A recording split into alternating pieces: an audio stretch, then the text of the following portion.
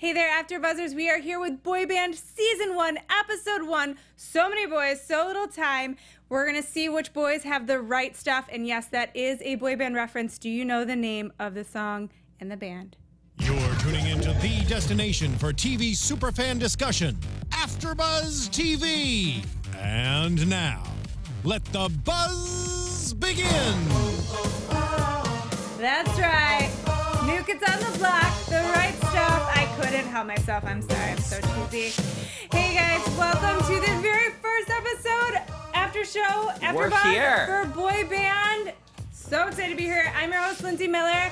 I am not alone. I'm here with Dr. Lovegrove. Introduce yourself. Tell them where they can find you on social media. Yes, I'm Stefan Lovegrove, and please let me know what you thought about this 2-hour premiere over on Twitter and Instagram at Dr. Lovegrove.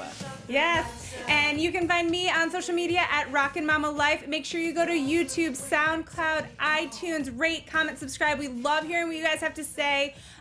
We also have a third member who's not here tonight, Mr. Asaph. Shout out to Asaph. Yeah. We miss you. And he'll be here completing our little boy-girl band next week. But let's get right into it. We have so much stuff to talk about. First of all, first episode, first show. First impressions. Yeah, what do you think? So I gotta say, I feel like there's so many reality shows on every single summer. I can't keep track of them all, but I really like this one. It feels different. It feels fresh. She was telling us, we were talking about this backstage, that there's been other shows, one on MTV, maybe one... Making the Band. And I think one other, I don't remember the network like this, but I haven't watched any of them. Yeah. So for me, this is the first time I've seen a show, concept like this, and I like it. I think it's really well done. Yeah, I agree. I think anytime you have a new show, the production can always be a little clunky, and I actually thought it was really smooth how it was produced in the first episodes. It wasn't as clunky, and I mean, again, there's so many reality shows now that it's kind of like, come on guys, you should be able to do it well the first time. But it didn't lag anywhere. I felt like they could hear us, because I swear we were sitting there watching, and you look at me and you were like, we have a lot left. Yeah. This is going to be long. And as soon as you said that, it was like they started speeding up and we moved right along. So, I think it was very well done. The premiere had us hooked. Literally, by the time it got to those eliminations, we were like on the edge of our chairs, like, who is it? Yeah, definitely invested, which is, a sign of a really great show. So the first episode, we had a double episode, 2 hours. We saw the 30 contestants that made it to the show. And I love that they didn't have us go through, just blatant auditions. It was more like The Voice in terms of having a curated group of guys that we're looking at that already have been vetted and are coming on, and we're deciding like the final 18. Right. That's interesting. I hadn't even thought about that, but I don't want failure boy band contestants. I feel like that would get old really fast. And speaking of The Voice, did you notice the little shade that I think Rita was throwing at The Voice in like the first 5 minutes of the episode? So they're called architects. Yes. Presuming you saw the episode, they're not judges, they're architects on the show. But she said there's going to be no fights. You guys don't have to argue. There are no teams. And as it went on, I realized how much I appreciated that, because these are like middle schoolers, high schoolers, college-age kids. I mean, and not kids in a demeaning way for those of you guys that are watching. But I mean, these are younger people, and they need feedback. So I'm glad that it's not Blake and Christina fighting. Yeah. Although I did feel like there were a couple moments where, and again, we've seen through all these reality shows that judging is really hard, or architecting. I'm not sure I like that word. But I feel like they were trying to be too nice, or Nick and Emma in particular were kind of like, well, I kind of don't agree with you. It's just like, if you don't agree, you don't agree. Right. Well, that's true. I want to save some of that for when we get into the war room, which I love that name. Even if you don't like architects, you have to like the war room. You gotta have a war room. But they definitely have different priorities in what they're looking for. I think that's interesting. Honestly, I love Emma, but I need her to get over the boys thing, because I feel like between Emma and Rita, so many boys, so little time, we've acknowledged, but between Emma and Rita, it was like every contestant, they acknowledged the look. And it's super creepy. I mean, as a woman of a certain age, and I am of probably a similar age as Rita and Emma. These boys are like 16. Some of them are older. You know, I think the oldest is 22. 22, I think, yeah. Okay, but to be like, ooh, he's so cute, or in like a I'm turned on way, it was a little bit much for me. I was like, they're kids. That wasn't my issue. I mean, Okay. yes, with some of them I was like, It's Rita. illegal. Yes, with some of them I was like, Rita, they're minors. Yeah. But no, I mean, I'm 24. 22 isn't that far off. So that's my issue is just they've all been vetted. They all have a look. That's the reason they're on the show. Right. So we need to go deeper. Like, don't spend 80% of your critiquing time just gushing. Let the people at home, let us gush as we watch the show. Clearly they have a look. We know that. Yeah, but we live in a very superficial world, and so the look is very important. Oh, so you're saying know what you I think mean? that that's, even though it's a natural, genuine reaction, that's factoring into her judging process. That's fair. Obviously. Sure. I mean, when you're creating a group that is going to be hopefully successful, like that does sadly matter in this day and age. Like, Right. Well, especially does. with boy bands. This is the opposite of The Voice. The Voice is like, No. doesn't matter what your look is. This show, we need a look. You need a look, you need a type. So let's just lay out. We had this episode, we had 30 contestants. We see them all perform. We whittle it down to 18, and they form 3 groups from those 18. And we see the first group perform, and one's eliminated, and then we'll see the others in the next couple episodes. While we're talking about the judges a little bit, or the architects, so I guess they're not judging there, but they are judging, right? They are judging. I think the architects is just a reference to they're building a band.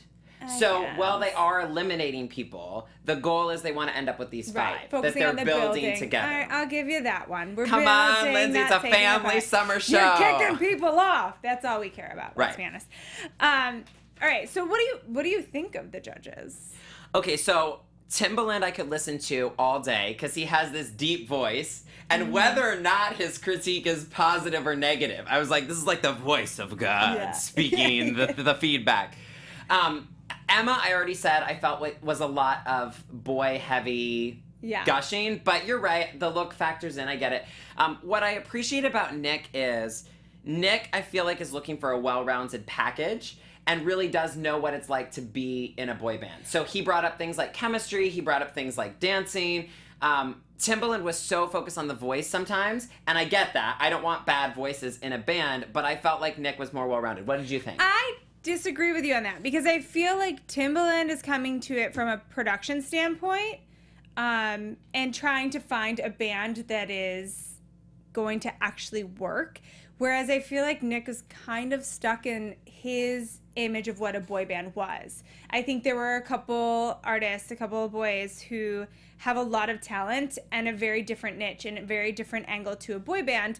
And I feel like Nick is a little tied to the Backstreet Boys and NSYNC, you know, the typical boy band, you know, whereas that's not all boy bands are. We have Boys to Men, we have Menudo, you know, there's so many different types of boy bands, and I really hope that they make one, and it seems to that they're looking for one that's really diverse and that's going to be a new type of boy band, not the same thing. And I think Nick's a little stuck in that image of what a boy band is. Right. Well, and that we'll just go there now because it really was a theme. Let's go there. Go there. It really was a Tell theme. us what you throughout, think, Dr. Lovegrove. It really was a theme throughout the episode.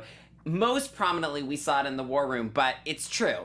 Every time there was somebody that didn't fit that mold, Timbaland was like, okay, that violin thing or that country thing or that beatboxing thing. He would grab onto that and say, this is something special, this is something rare, I want it.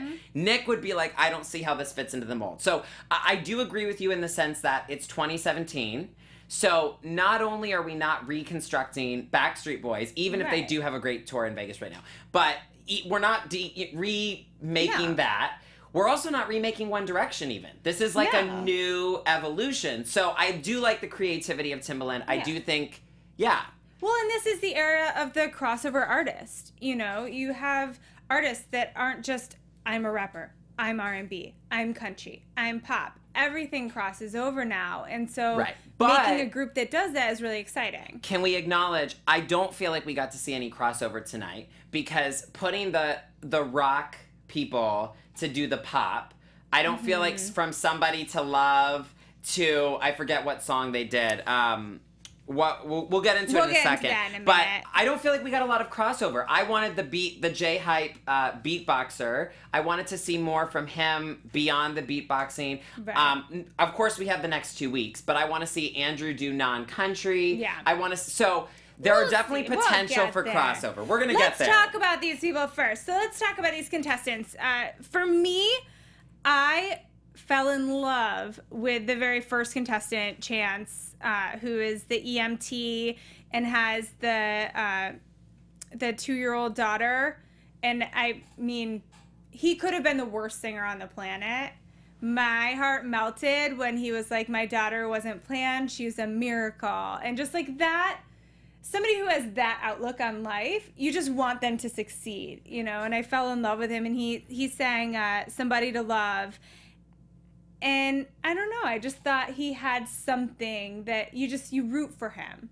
Okay, so I wrote down the word miracle because the line stood out to me. Honestly, though, with him, I thought his story was bigger than the power of the song. I specifically wrote this was a really big song choice. Kind of like in a singing competition when a female does Whitney Houston. And it's like, should you really go for Whitney, girl? Are you sure? I thought Somebody to Love was really ambitious. Yeah. And I wasn't wowed. I'm still like... Is it good or is it bad? We're still thinking about the story. But does he need to be the best vocalist? And I think this is something that I saw in the whole episode, is that we're making a boy band. Sure. Did his personality and stage presence stand out to you? Or just the backstory? I thought he stood out as like a I don't know. I think he has a place. Okay. I'll agree with Nick. We need to see more. There's more of him. Yeah. I don't feel like we fully saw it, but we're hooked on the story. Right. So I'm open to more. Yeah. Not everybody's going to be the Justin Timberlake.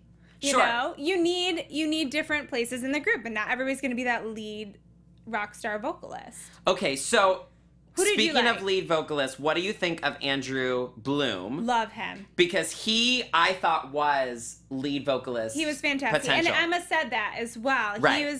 He sang Tennessee Whiskey, and I wrote down, wonder what he would do with pop. I thought he had really great presence, really great command, but he struck me as somebody who's very singer-songwriter, you know, plays his guitar, does a lot of gigs.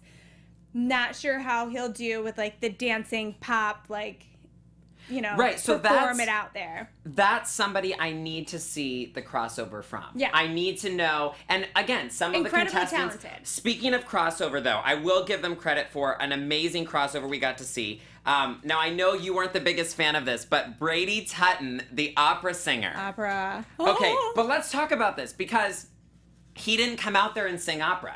Right. He was singing, I think it was an Ed Sheeran song, or it was just a couple of seconds that we heard, because it was in one of those group montages that Rita talked us through. But he was singing pop, and you would never have known that wasn't his natural genre. He was doing a great job with it. And then they asked him, what do you normally sing? And he said Italian, and then he killed it. So I put him down as, they could just have some, like, imagine a combination of, like, classical and beatboxing, and I don't know. I think there's possibilities. We're open-minded here. So here's my thing, is we did see a short clip of him, and I remember thinking, he looks like he sings Broadway or is very uptight. You know when you watch somebody on Idol or any of these, singing competition shows, and they just, like, their diction's a little too perfect and everything's a little too placed. I felt that from his performance, and we haven't seen enough of him to see that, but it made sense to me that he sang opera because he strikes me as one of those artists that's incredibly talented, but just lacks that, like it doesn't come from, like, the inside, from the earth, you know, like that, like, inherent thing that comes out in your voice. Okay. That's fair. Yeah. I'm going to wait till next week because I saw, they keep giving us 4 seconds. ABC, I need more than 4 seconds of Brady. But they gave us another couple of seconds on the preview of next week's episode. And he was front and center in that preview of his group, and very belting it out. Very proper. We'll see. I think we're going to agree to disagree on him. Matthew Dean, I want to talk about him. He did get eliminated, and he is the son of two very big, like, 80s-ish pop stars. What were your thoughts on him? Well, okay, so... he sang Beautiful I said I didn't want to talk about him for a reason. Know. He sang Beautiful Soul, and I wrote meh, but I felt like he had poor song choice on there. I felt like he came out and thought he needed to sing a boy band song, and maybe that's not the kind of artist he was. I feel like that could have been an issue.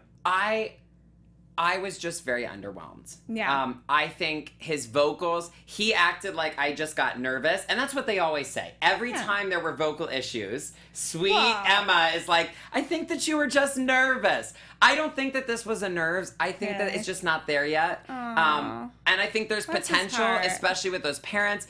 I think that there's potential, but I wasn't wowed. And also... I wasn't wowed on the stage presence either. He looked uncomfortable. I guess so I'm going to use this as a transition into who I thought was the opposite of this, because with him, I felt like he doesn't have a good sense of what level his vocals are at, or his stage presence, which I kind of thought was mediocre. Now, on the flip side, somebody who's hyper aware of their weaknesses is Devin. I know what you're talking about. But he shined in the episode. Devin Hayes, love him. Right.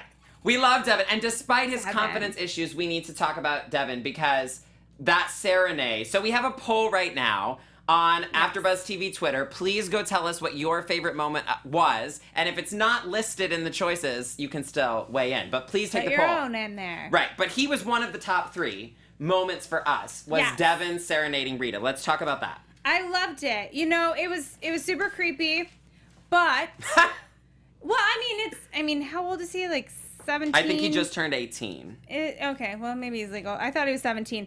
But what I did love about the serenade was that when he was performing to her, it was adorable and completely natural. And I think a really huge testament to his skill as a performer and his natural comfort and confidence and ability to just perform. He may not have the best vocals, but I think he's a born performer. He's adorable, and he's so natural. I think a lot of other performers would have been put on the spot to serenade Rita, and they would have been awkward and uncomfortable, and he was just so at his, like, at ease up there. He just really, I loved it.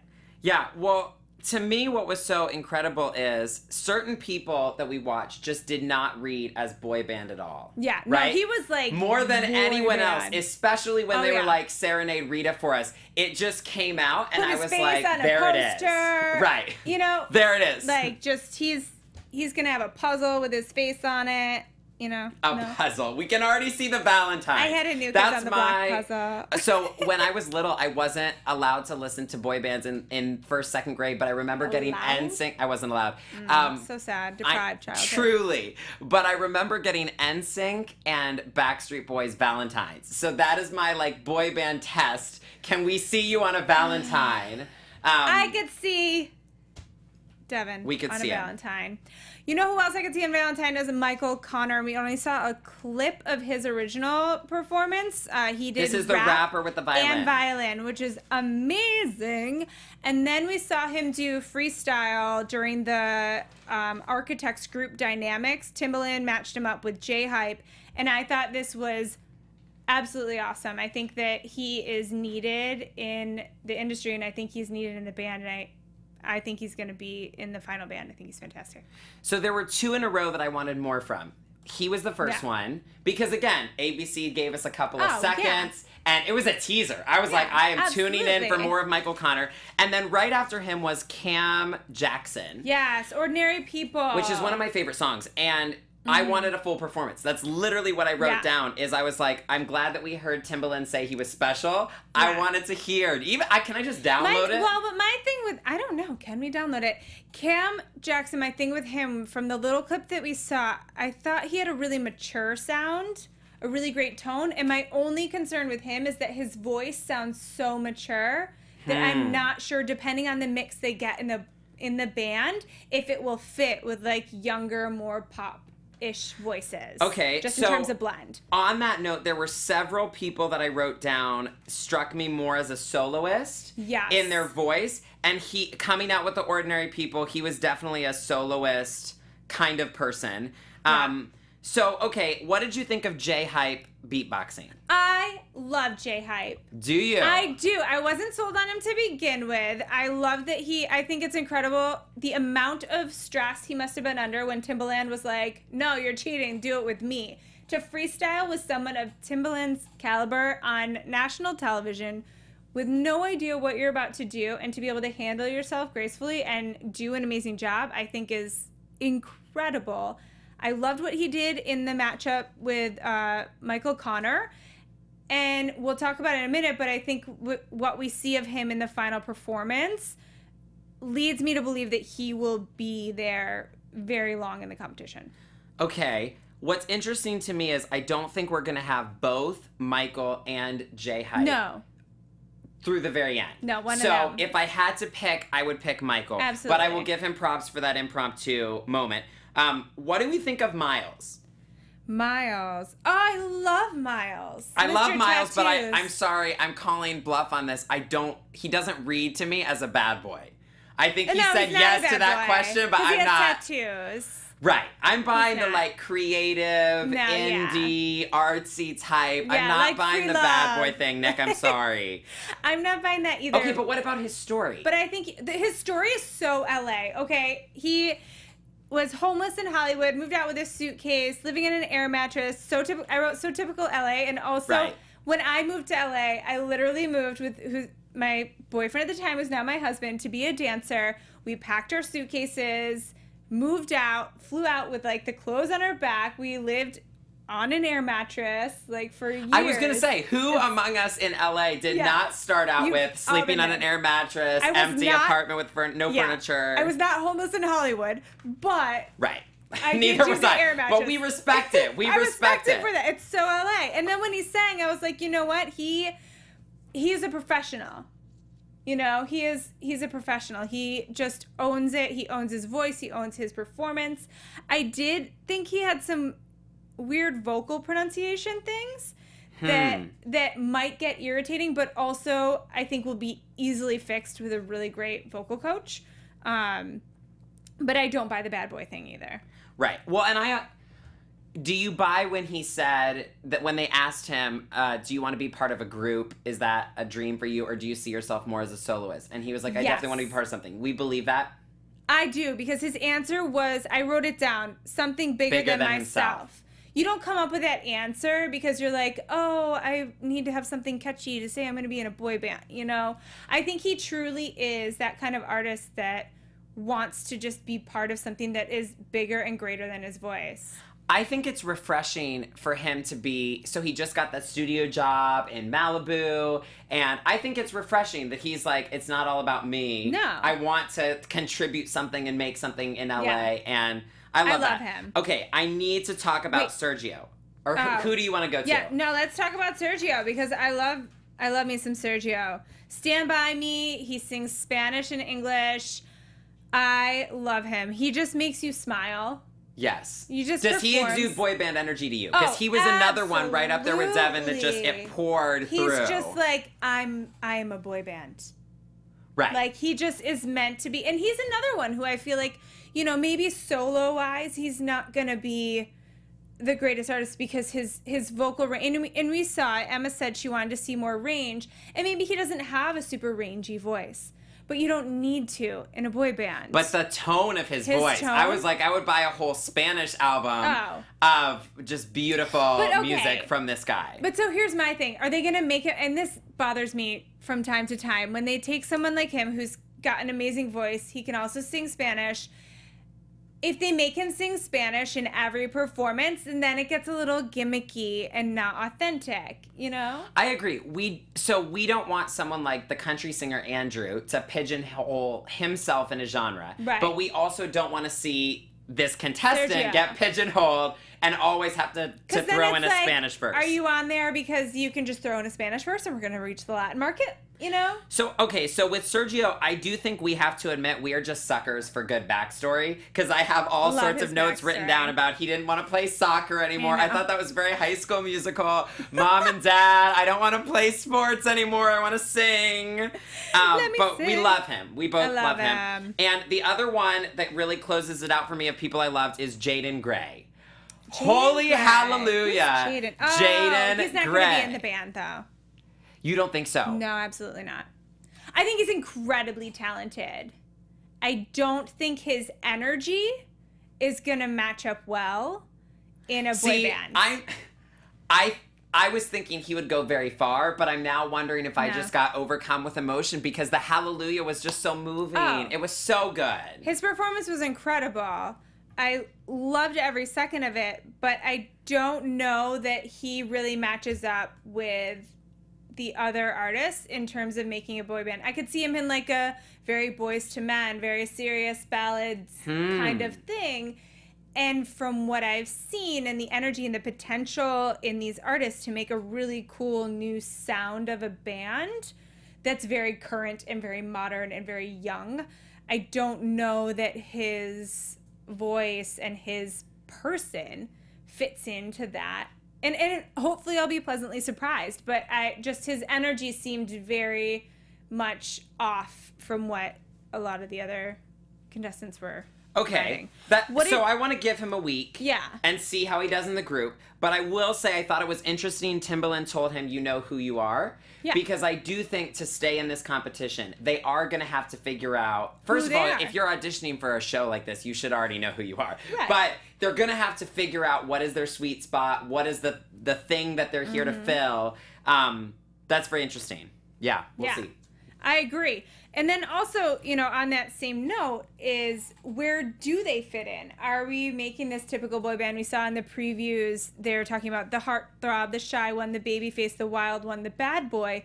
And I wonder if that's a little bit of foreshadowing of the types that they're going to make to fill the band. I still don't think we have a bad boy, because we already said that we don't believe Miles on that. And if John anyone... Klassen... Okay, John could be a little punk rock. But he strikes me also as one of those who's like, looks a little punk rock, but he also has that like baby face, Right. That innocent, sweet baby face. He sang Wonderwall. I loved him, actually. Somebody that I could, Wonderwall's a little bit of a karaoke choice for me. Yeah. But I could have listened to him. Someone who could have been maybe in a negative way, the bad boy role, who we haven't talked about yet, is Cameron Armstrong. Okay, I want to comment on this. There should have been an age cutoff, because to me, 22 is really old. So this is what I realized. We have a 14-year-old. Yeah. We have 16-year-olds. The magic number was 19. Is it awkward to have from middle school, freshman in high school, to a college student age person? That's a big range. Well, but here's the thing. You've got to think about longevity of the band, right? So if you start with, think of like Hanson, right? They were like babies. Best Christmas album, by the way. Best. And then they had a really rough go, right? Because you hit that like puberty point or whatever, or how do you become like a teeny bopper band to like adult, or even like Justin Bieber. Justin Bieber came on the market, and he was this young like teeny bopper, teen heartthrob, and he was able to transition, but I mean, that's a tough transition that a lot of artists don't make. We see it time and time with like Disney, really big Disney names, and then they can't make it to the mainstream, and it's just a tough transition. Right. And they've got to be like cray-cray like Miley to make that crossover. So I think having some band members that are on the older range allows you an easier way to cross over and not pigeonhole yourself as this like teeny bopper. But I do agree, when you think of it that way, if you got like a 14-year-old and a 22-year-old, that's a little touring together, right? Yeah. Well, and I see the advantage in that. I just also think in this show, for this competition, I would rather have somebody that has room to grow rather than somebody who we might have ego issues with. And let's talk about Cameron. What were your thoughts on Cameron? I'm foreshadowing mine. My notes on Cameron go like this: love him, super cool. What?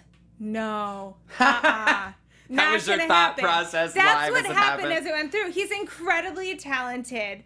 But then he opened his mouth after he was done singing and talking about the gun show and da-da-da-da. And he was there's a strong line between cocky and confident. And he was definitely cocky and not confident. Yeah. You know what I am sad to say, as someone that spent a lot of my childhood in South Carolina, the South Carolina people really faded for me. Oh, Either I didn't like them or they faded for me. Because Stone Martin was South Carolina, and I think Nick made a joke about his clothes, and I was just laughing because it was like baggy chinos and like a dress shirt, and I was like, this is so College of Charleston right there. Yes. So please, you guys, let us know what your thoughts were on these initial 30. Any more people you want to comment on in our initial 30? Well, I think we need to talk about Marcus Pendleton. Ooh, who Timbaland called the whole package. Yeah, I thought he was fantastic. He sang My Girl by the Temptations. And what I really loved about him, was his backstory. He was, his father wasn't around, so he sort of stepped up as the father figure for his brothers. I thought it was really sweet, really genuine. But when he performed, I just wrote natural performer. He has that thing. When someone performs and they truly love it and they get in that zone, and if you've ever been a performer, when you have that performance and you can't even think, you don't know what's happening, you're so in the moment that when you're done, it's just a blur. And that's how I felt when he was performing. He was just alive, and it was so natural and so what he was meant to do when he was performing. I loved him. Well, and I would use that song as an example of it takes a lot to pull off My Girl. And he did. If you can walk out and sing My Girl and deliver it, I think that says a lot. Song choice that was bold and did not come through for me was Santino singing Million Reasons. I'm a Gaga fan. I love that song. I would have been so thrilled to root for a good acoustic performance of Million Reasons. And that's when he went home. Right. But, yeah. And the last one I want to talk about who made it through is Drew Ramos. He was from the Bronx. He was standout with the Sam Smith song, Stay With Me. He was not standout to you? His initial performance, I thought, was really pitchy. He was super nervous. I was like, oh, this kid's not, I really want to like him, but I don't.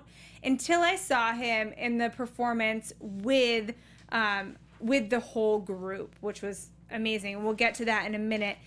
So we had the 30. We go to the war room, which Timbaland calls the honest room.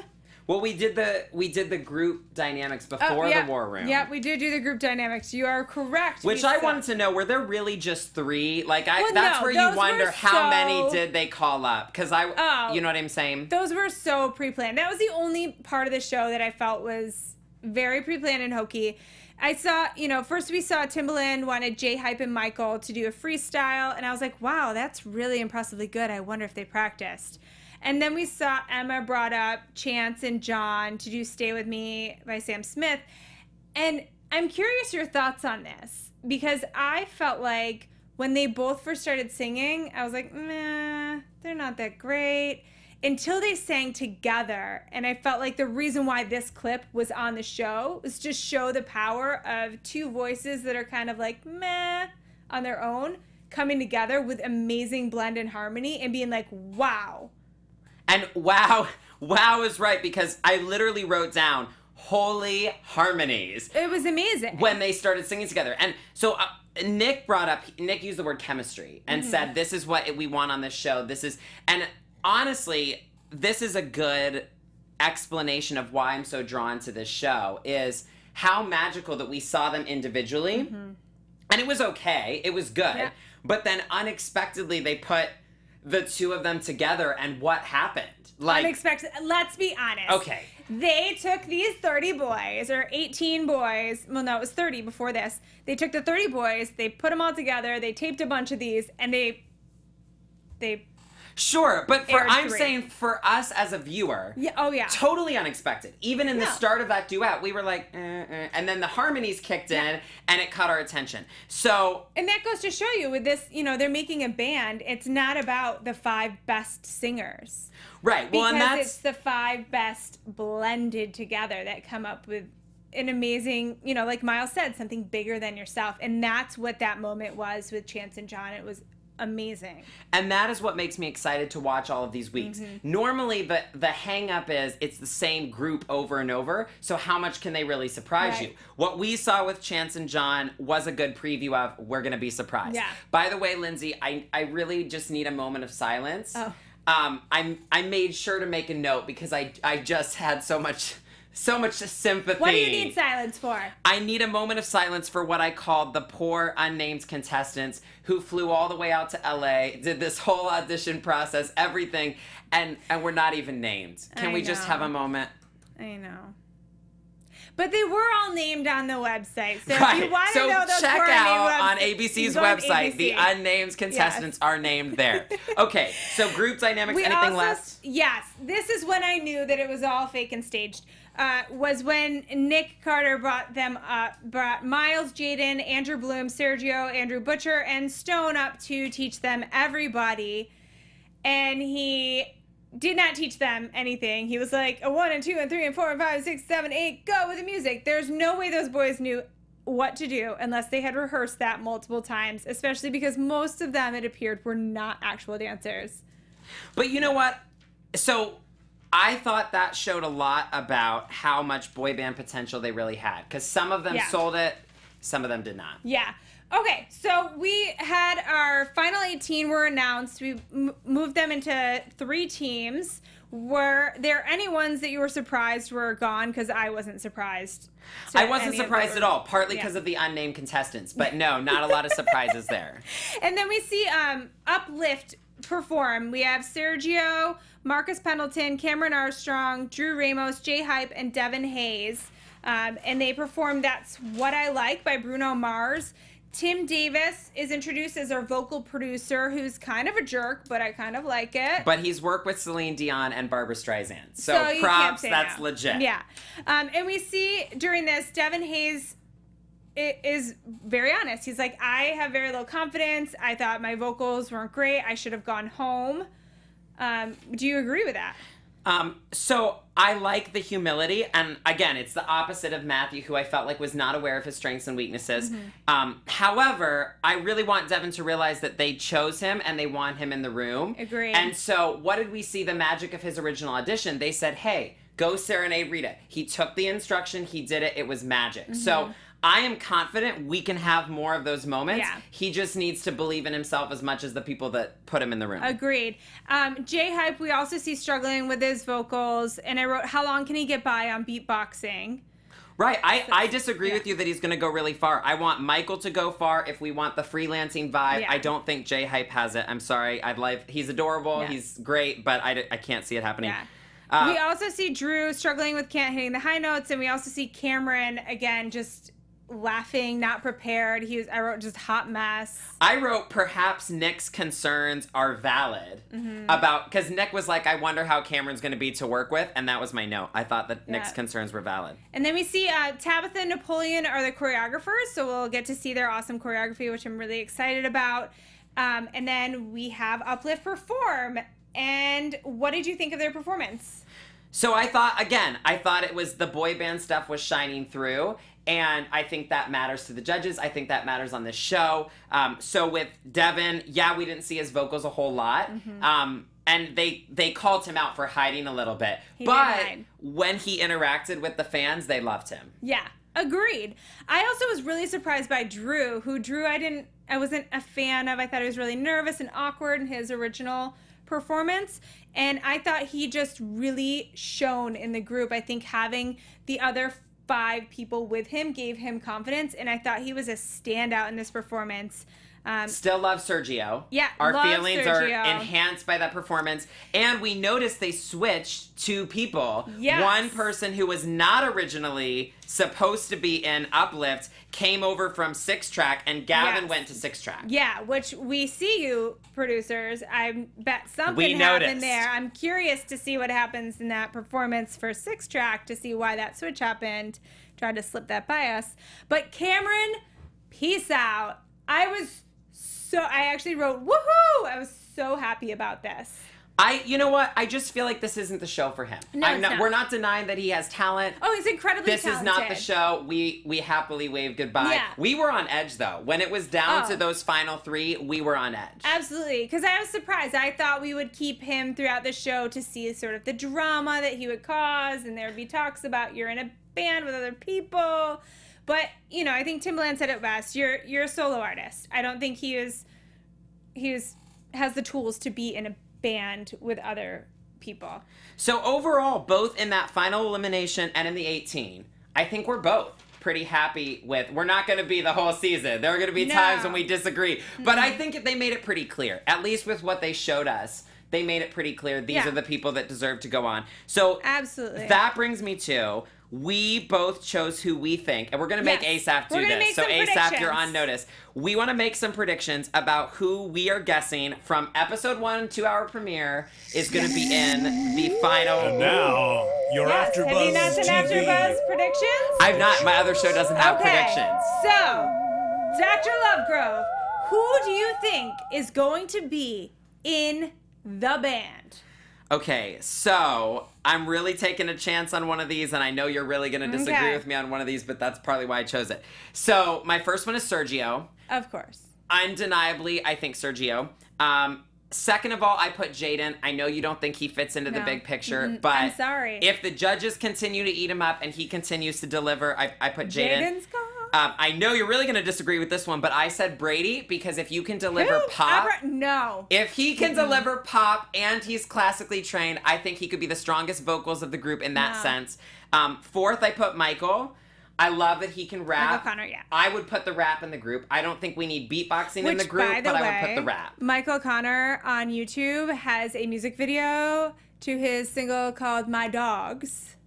And it's amazing. I have been informed I need to watch this. Yes. Okay, and then my fifth, and this should come as no surprise, but I think Devin's going to go all the way. He has work to do on his vocals, but if he brings it with the confidence, which I have faith that he can, I think that he can go all the way. Because he just screams boy band to me. And I got to tell you, from the minute I announced I was doing this panel, his fans showed up on my Twitter, even with just that boy band tag. So that tells me when it gets to voting, if he can pull through, well, he did pull through, because that was his uplift. I'm pretty sure he's a big vlogger. I think he does some vlogs with his like mom and his girlfriend and just fun stuff. Yeah, so I know his fans are going to come through and vote. So those are my 5. I need to know your 5, because I know it's a very different list. I know, and I was really torn on this. So definitely, and you're probably not going to, well, I know you agree with me on this. Sergio's in the band. Right. Sergio's got to be in the band. And Michael Connor. I love those two. I think they're real standouts. I'm curious to see how they continue to do in the group dynamics, because I think they're both fantastic. I also really am rooting for Miles. I know that he's kind of a wild card because a lot of people are going to see him and think solo artist, how does he fit? But I think he's incredibly talented, and I think he's going to surprise us as how he does in the group dynamics. I think he's an incredible artist. And we get to see him so next week is Reverb. Yeah. So ironically, none of the people that you really want to see in the groups. But 2 weeks from now, we have the 6-track guys, which is including Michael Connor and Miles, Yeah, so Miles, Michael, Sergio. I also think Marcus Pendleton is going to be in there. I think he was kind of a sleeper this week, but I think we're going to see him shine in the later weeks, and I think that the production has been smart about that, and I think he's going to come out and really surprise people. And then Andrew Bloom. He was my runner-up. Really love, and I was torn between him, Devin, and Chance or Chase. Is it Chase or Chance? Chance Perez. Chance. And I ultimately went with Andrew because I think his vocals are incredible, and I'm excited to see how he does in the bigger performances to see if he can live up to that. So I was taking a chance on him. I think you built a band of soloists because Miles and Marcus were the 2 that I wrote down strike me as a soloist. And even though Andrew, and I love Andrew Bloom, he was my runner-up for my list, I think they're all soloists. No. All right, well, that is it for our very long first episode of Boy Band. So excited for this season. Yeah. Stefan, tell everybody where they can find you on social media. Yeah, you can find me online at americaslifecoach.us, and please let me know what you thought about this episode. Tell us where we went wrong at Dr. Lovegrove, DRLOVE, Such a pessimist. Tell us where we went right. I'm Lindsey Miller. You can find me on social media at Rockin' Mama Life. Make sure you go to YouTube, SoundCloud, iTunes, rate, comment, subscribe, and hit us up in the chat. Let us know who you think is going to be in the final boy band and your thoughts on this episode. Catch you guys next week. From executive producers Maria Menounos, Kevin Undergaro, Phil Svitek, and the entire AfterBuzz TV staff, we would like to thank you for listening to the AfterBuzz TV network. To watch or listen to other after shows and post comments or questions, be sure to visit AfterBuzzTV.com. I'm Sir Richard Wentworth, and this has been a presentation of AfterBuzz TV.